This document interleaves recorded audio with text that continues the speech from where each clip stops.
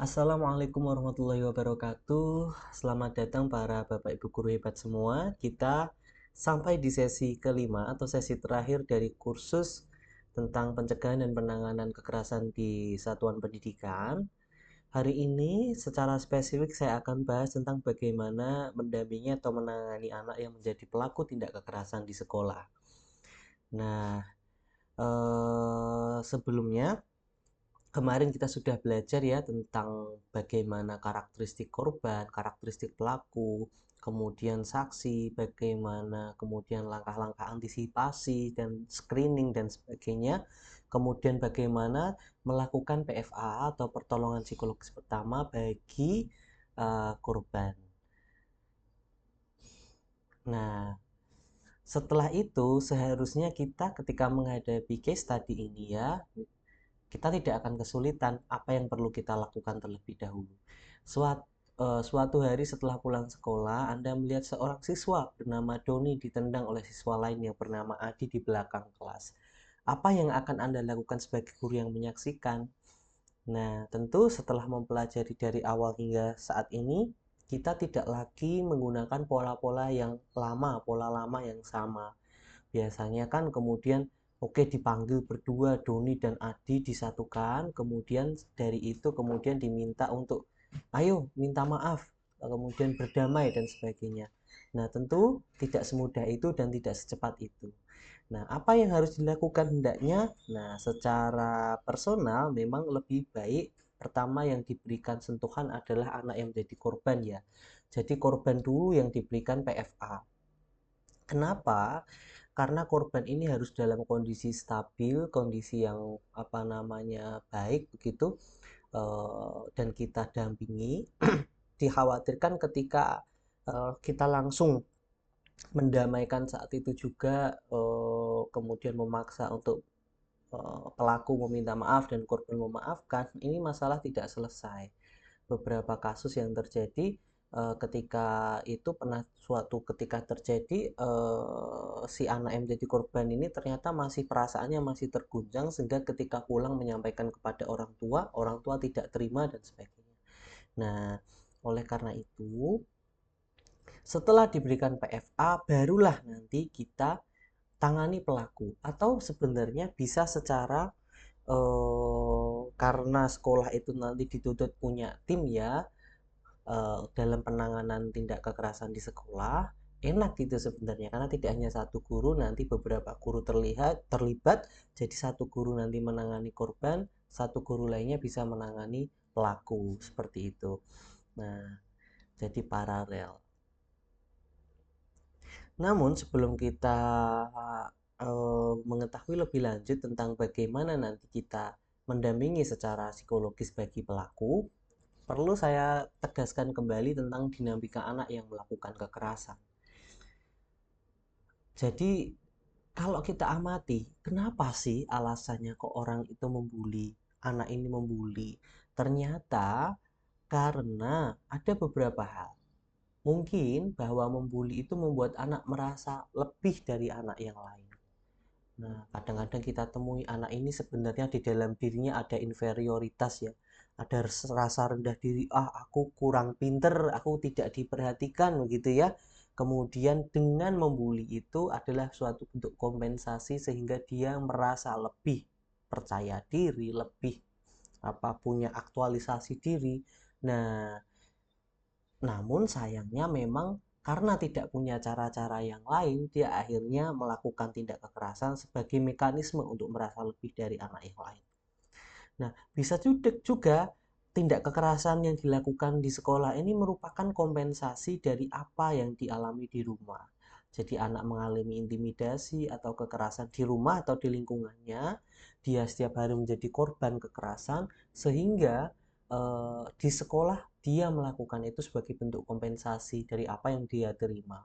Nah, hampir ya, mungkin kalau dibuat persenan rata-rata apa kasar gitu ya, 80 sampai 90% yang kami tangani anak-anak yang menjadi pelaku tidak kekerasan ini punya latar belakang keluarga yang juga penuh dengan kekerasan. Kadang bahkan mereka menjadi korban pengabaian atau korban KDRT secara fisik maupun secara verbal. Nah, kemudian membuli atau melakukan tindak kekerasan bisa membuat anak dapat diterima di dalam pergaulan yang diinginkan.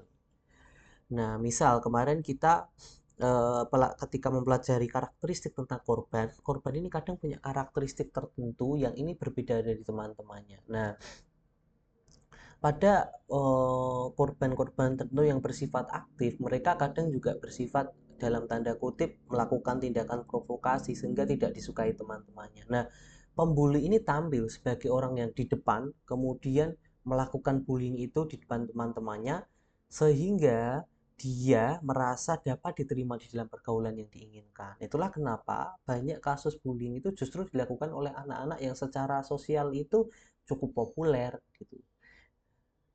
Nah, kemudian anak melihat orang lain melakukannya dan meniru. Ini terutama sangat kita lihat pada anak-anak awal-awal ya, anak-anak TK maupun SD kelas rendah ya, kelas 1, 2, 3. Mereka sebenarnya belum punya pemaknaan yang sangat kompleks terhadap tindak kekerasan, tetapi barangkali apabila di lingkungannya atau di dalam tontonannya, misalkan kan sekarang kita sangat ini ya, tidak bisa lepas dari gadget, begitupun anak. Ketika tampilan-tampilan yang biasa mereka lihat adalah tampilan-tampilan yang berbau atau mengandung tindak kekerasan, kadang mereka melakukan itu sebagai bentuk meniru.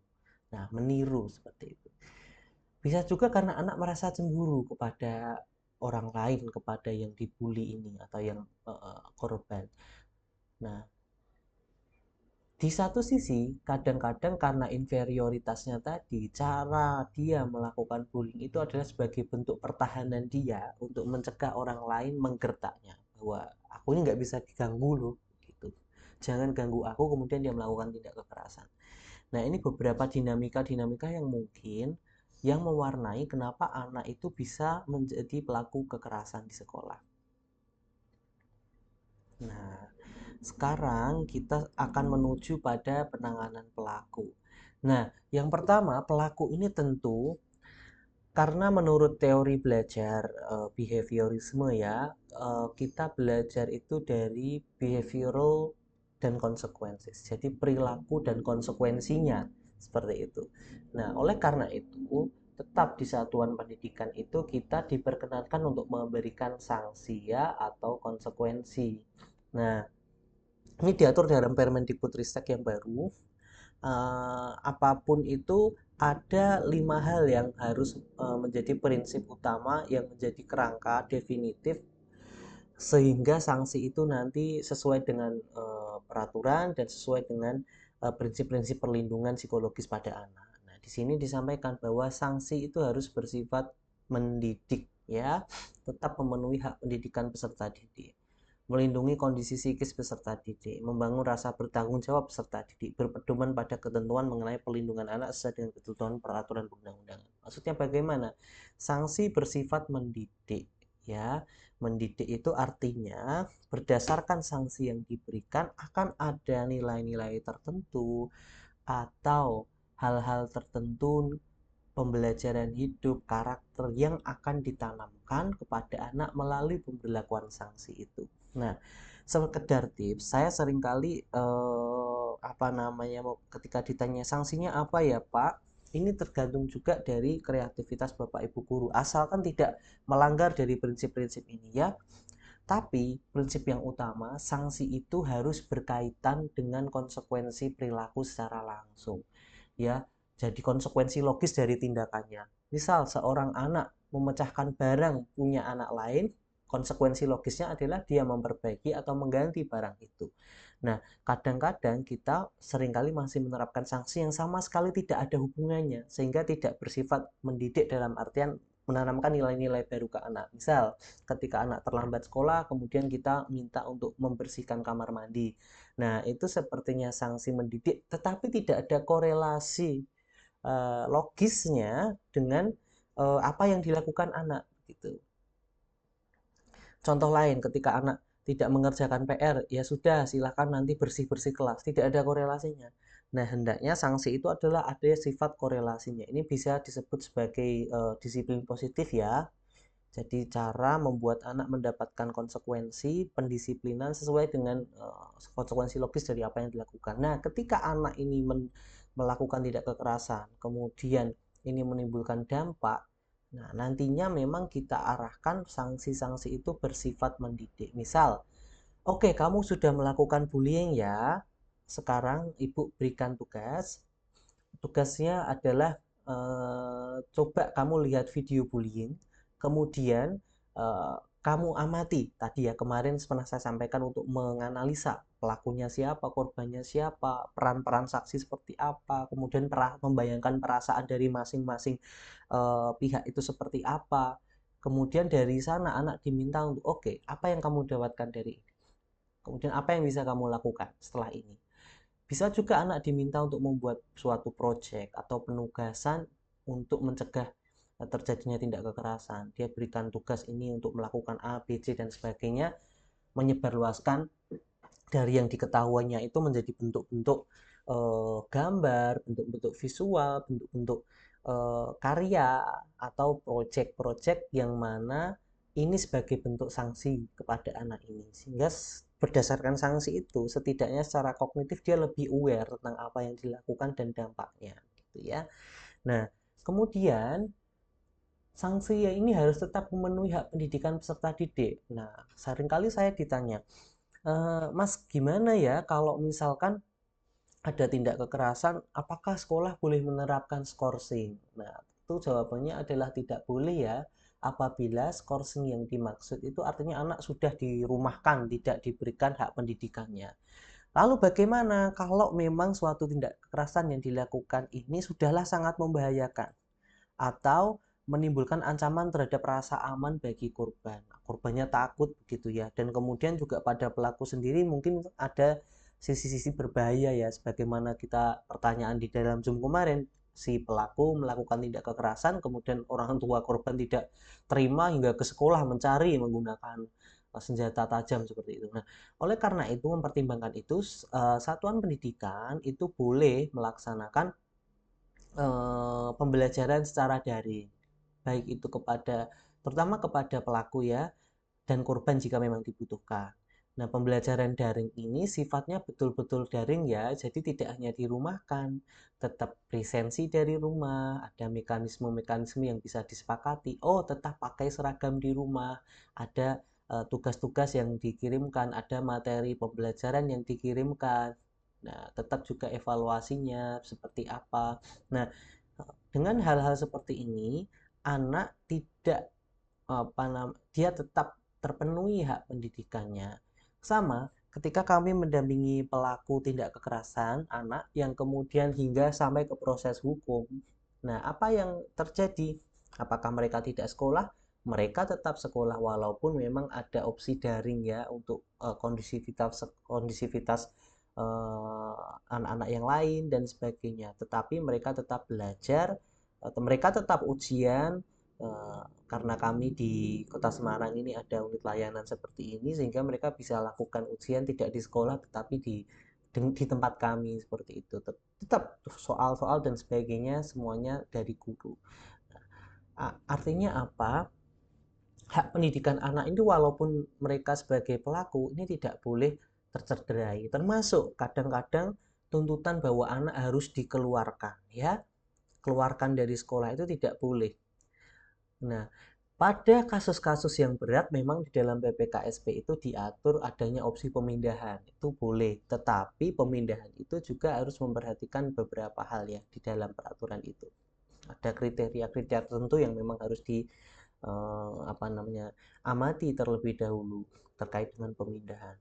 Oleh karena itu, kita satuan pendidikan tidak bisa mengeluarkan anak. Dia melakukan tindak kekerasan langsung keluar karena ini tidak boleh gitu. Tapi dengan mekanisme daring tetap pemenuhan pendidikan itu boleh.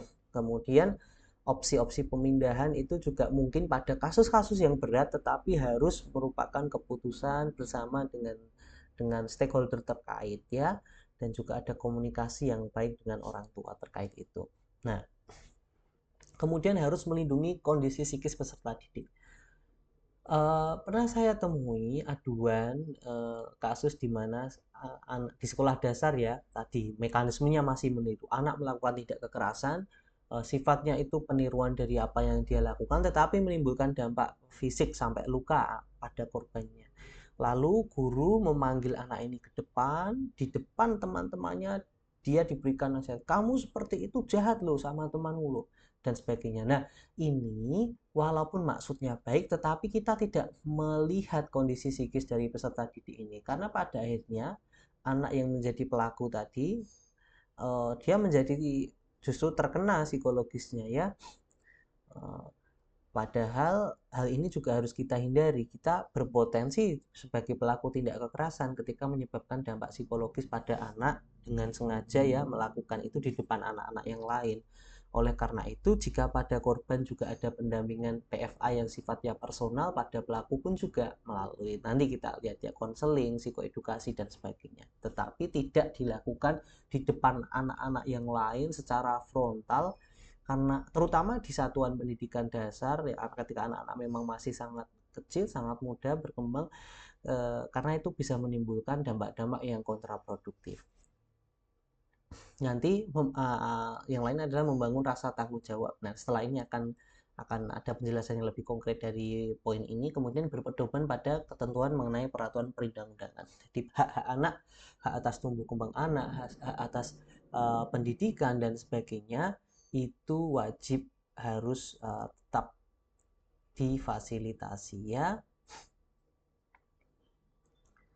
Kemudian hmm, pada penanganan pelaku ini memang tadi sifatnya bisa sangat personal dengan memberikan konseling perilaku yang diarahkan pada kesadaran tentang apa yang salah, apa dampak negatifnya dan bagaimana aku bisa memperbaiki ini. Nah, seringkali kita sebagai pendidik sangat fokus pada siapa yang salah duluan. Nah, ini nanti nggak habis-habis, apalagi jika tindak kekerasan ini tidak ada beda relasi kuasa ya, artinya perkelahian, tawuran, dan sebagainya. Saling ejek, karena semuanya salah, semuanya sebagai pelaku. Oleh karena itu, dalam konseling pada pelaku ini, alih-alih kita berfokus pada siapa yang salah, kita fokusnya adalah apa yang salah. Oke, dari masing-masing apa ya yang ini tidak tepat. Oke, marah kemudian memukul. Yang tepat yang mana? Marahnya tidak apa-apa, memukulnya yang kemudian bagian yang tidak tepat. Kemudian apa dampak negatifnya? Dan bagaimana aku bisa memperbaiki ini? Oke, setelah tahu apa yang salah. Oh, saya ngecek ini ternyata ngeceknya ini salah ya. Kemudian dampak negatifnya apa? Anak diminta, coba ini ada selembar kertas, silahkan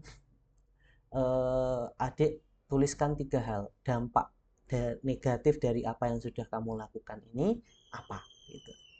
Jadi memang anak diajak untuk beranalisis, berpikir tentang apa yang dia lakukan. Kemudian bagaimana aku bisa memperbaiki ini. Lalu setelah ketemu itu gimana ya cara memperbaiki ini. Inilah yang saya maksud sebagai membangun rasa tanggung jawab. Nah,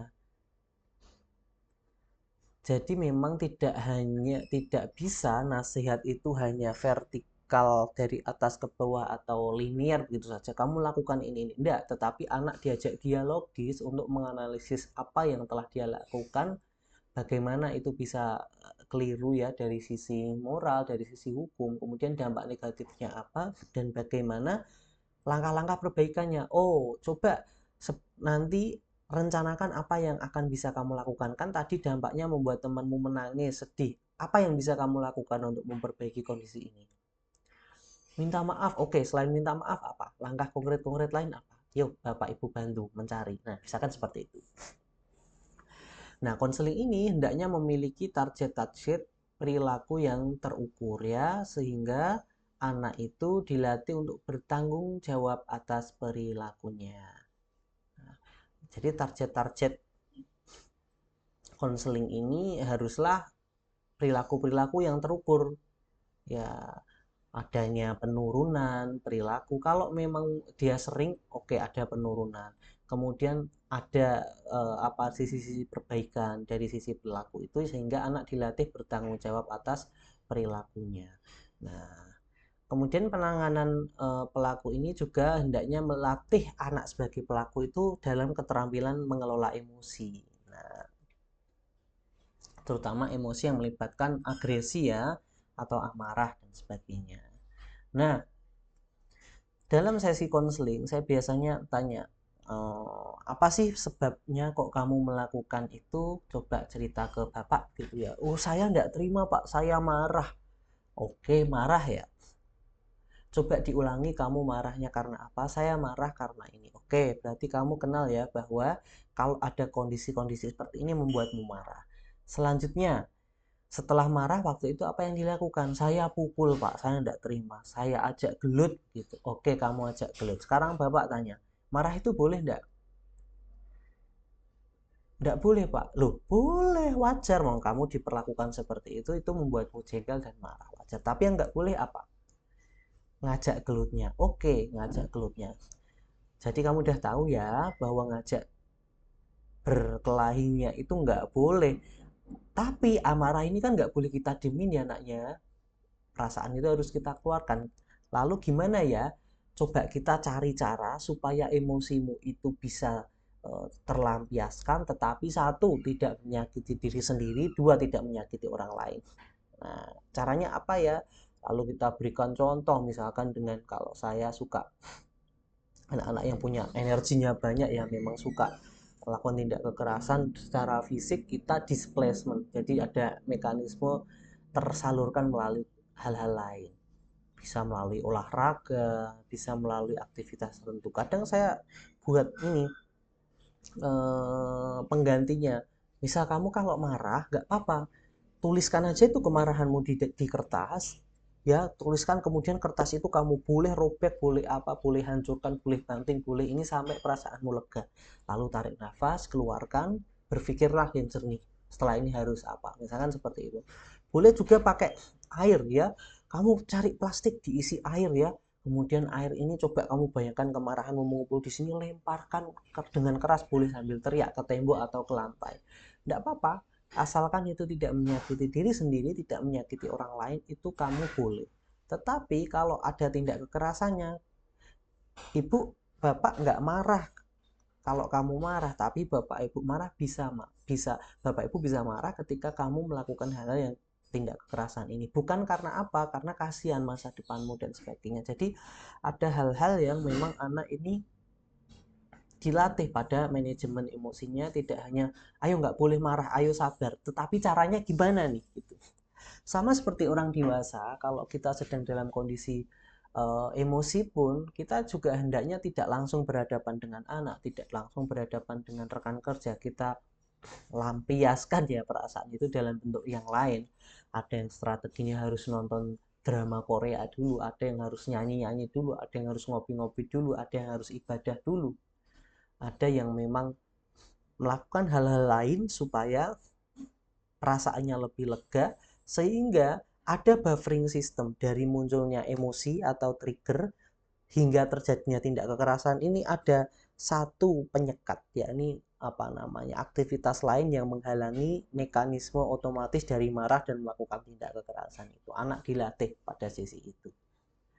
Nah, kemudian pada kasus-kasus berat ya yang menimbulkan cedera fisik yang signifikan, trauma mendalam, serta kemarin ya ada risiko-risiko tinggi terhadap perburukan, kemudian konflik terbuka dengan orang tua dan sebagainya, maka harus wajib berkonsultasi, berkoordinasi dengan stakeholder terkait. Jadi ada Satgas PPKS, kemudian ada Dinas Pendidikan, UPT DPPA ya, Unit Pelayanan Teknis, dinas di daerah yang melayani tentang perlindungan perempuan dan anak, unit layanan psikologis di bawah dinas yang jika memang ada. Nah, ini untuk membantu sekolah dan guru supaya punya pendukung dalam artian penanganannya. Jika memang perilaku itu berulang, konseling sudah dilakukan, semua upaya sudah dilakukan, pemanggilan orang tua sudah dilakukan, ternyata perilaku ini tetap resisten, maka memang kita harus komunikasi dengan orang tua, kemudian juga melibatkan stakeholder terkait ya. Nah, Ini ada sebagai penutup, pendidikan adalah kemampuan untuk mendengar hampir semua hal tanpa kehilangan kesabaran dan kepercayaan diri. Kita mendampingi anak yang melakukan tindak kekerasan ini juga eh, harus mampu kita untuk mendengarkan hampir semua hal, ya, tanpa kehilangan kesabaran. Karena kadang-kadang kita juga nggak sabar ya ketika menghadapi kasus-kasus ini. Dan kita harus percaya diri bahwa yang kita lakukan ini walaupun sedikit pasti akan berdampak pada siswa-siswa kita. Nah, seperti itu yang bisa saya sampaikan. Semoga kursus ini bermanfaat. Saya ucapkan terima kasih kepada gurumengajar.id, kepada Pak Agus, Pak Fuad, juga kepada pembicara-pembicara lainnya yang saya hormati, Ibu Fajria, kemudian Pak Beni. Semoga melalui kegiatan ini kita bisa mendapatkan pengetahuan untuk bisa kita praktikkan bersama demi menurunnya tindak kekerasan di satuan pendidikan kita. Demikian Bapak Ibu yang bisa saya sampaikan, kurang lebihnya saya mohon maaf. Terima kasih telah bergabung melalui kursus ini. Bapak Ibu guru adalah Bapak Ibu guru yang hebat. Sampai jumpa di pertemuan lainnya. Assalamualaikum warahmatullahi wabarakatuh.